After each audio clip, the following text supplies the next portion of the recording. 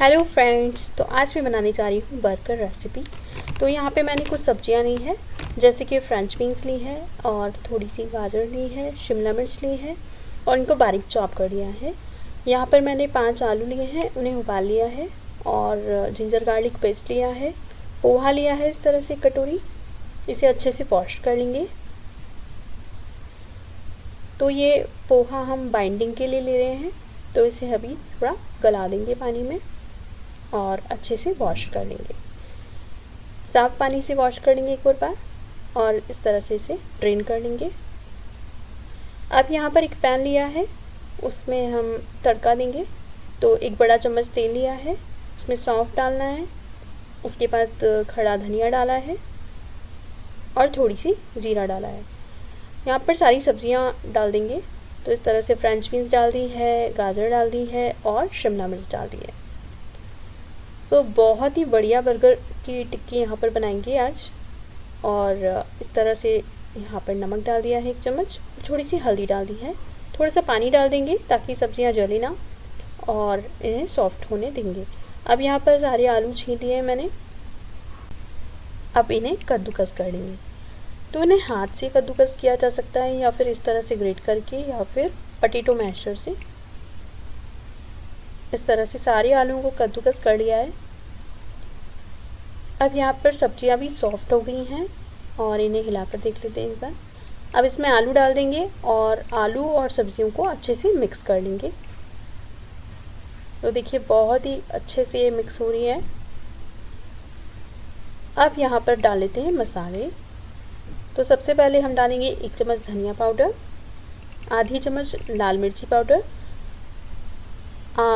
थोड़ा सा काला नमक, थोड़ा सा गरम मसाला और थोड़ा सा भुना हुआ जीरा। आप चाहें तो मिर्ची ऊपर नीचे कर सकते हैं, हरी मिर्ची भी यहाँ पर डाल सकते हैं। और काला नमक डाला है, तो उसके साथ हम चाट मसाला भी यहाँ पर ऐड कर सकते हैं। अब यहाँ पर मैंने पोहा ड्रेन कर लिया था, तो इस तरह से पोहा यहाँ पर डाल देंगे। ये बाइंडिंग के लिए अच्छा होगा, तो यहाँ पर अच्छे से बाइंड हो जाएगी टिक्कियाँ।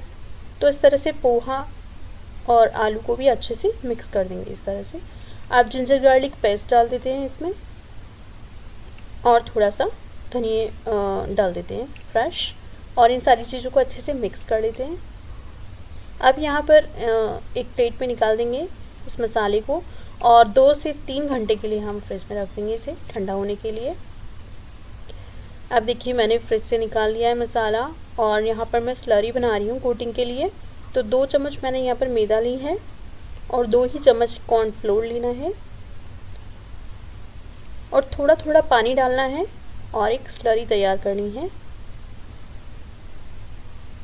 ज़्यादा पतली और ज़्यादा गाढ़ी नहीं होनी चाहिए, तो ठीक ठीक कंसिस्टेंसी की स्लरी हमें यहाँ पर तैयार करनी है। तो इस तरह से इसे लाना है और देखिए इस तरह की कंसिस्टेंसी हमें यहाँ पर चाहिए। अब यहाँ पर एक कढ़ाई में तेल डाल देंगे और इसे अच्छे से गर्म कर लेंगे। टिक्कियाँ हमें लो फ्लेम पे ही फ्राई करनी है, क्योंकि अंदर तक फ्राई होना चाहिए। अब यहाँ पर मेरे पास ब्रेड क्रम्स नहीं थे, तो मैंने यहाँ पर कॉर्नफ्लेक्स लिए हैं और उनका मैंने क्रम्ब बना लिया है। अब मैं यहाँ पर टिक्कियाँ बना रही हूँ। तो इस तरह से बहुत सारा मसाला लेना है हाथ में और इस तरह से दबाते हुए और टिक्कियाँ यहाँ पर बना ली है। अब इस स्लरी में इस टिक्किया को डाल देंगे और इस तरह से कोट कर लेंगे दोनों तरफ से, और यहाँ पे क्रम्ब से भी इसे कोट कर लेंगे। बहुत ही क्रिस्पी और बहुत ही बढ़िया टिक्कियाँ यहाँ पर बन करके तैयार होगी।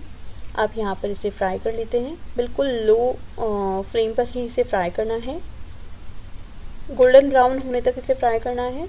धीरे धीरे इसे अलट पलट के हमें फ्राई करते जाना है।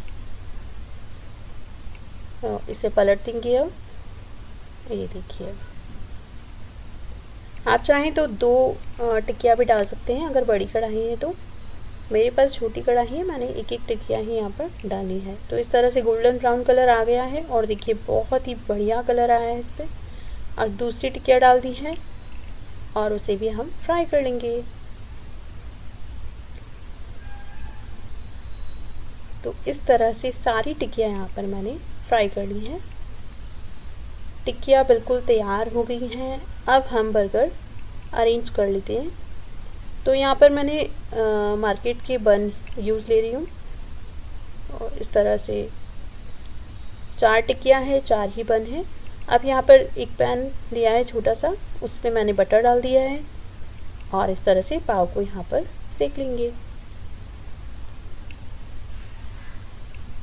बहुत ही हल्का हल्का बटर डाला है और इस तरह से पाव को सेक लिया है। तो हमारे पाव तैयार हैं। अब यहाँ पर हम खीरा ककड़ी और टमाटर काट चुके हैं। एक यहाँ पर पत्ता गोभी लिए है मैंने, इस तरह से लीफ निकाल ली है छोटी छोटी उसकी। और यहाँ पर मैं ड्रेसिंग कर रही हूँ वीबा की। तो इस तरह से ये सॉस यहाँ पर स्प्रेड कर देंगे इस पर एक बन पे। और ये जो पत्ता गोभी की लीफ है उस पर टिकिया रख देंगे और इस तरह से टमाटर और ककड़ी रख देंगे और इसे दूसरे बन से पैक कर देंगे। तो ये बर्गर, एक तरीके का बर्गर तो तैयार है। आप दूसरे तरीके से देख लेते हैं। तो यहाँ पर सेम बन को सेकना है इस तरह से, दोनों बन को। और यहाँ पर मैं सैंडविच मेकर यूज़ लूँगी। तो इस तरह से बन को सेक लिया है और ड्रेसिंग कर दी है इस तरह से दोनों बन पे और टिकिया रख दी है, एक पत्ता गोभी लीफ रख दी है और एक टमाटर रख दिया है और इसको इस तरह से पैक कर दिया है।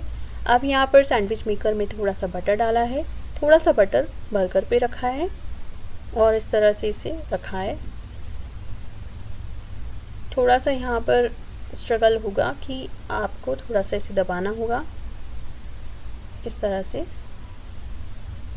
धीरे धीरे दब जाएगा और इसको घुमाना है इस तरह से। ये बर्गर बहुत ही अच्छा लगता है और इस तरह से हमने इसे ग्रिल कर लिया है। अब यहाँ पर इसे हम सर्व कर देंगे। तो देखिए ये ग्रिल हो गया है, अब इसे काट देंगे। बहुत ही चपटा हो गया है और इसे हम सॉस के साथ सर्व कर देंगे।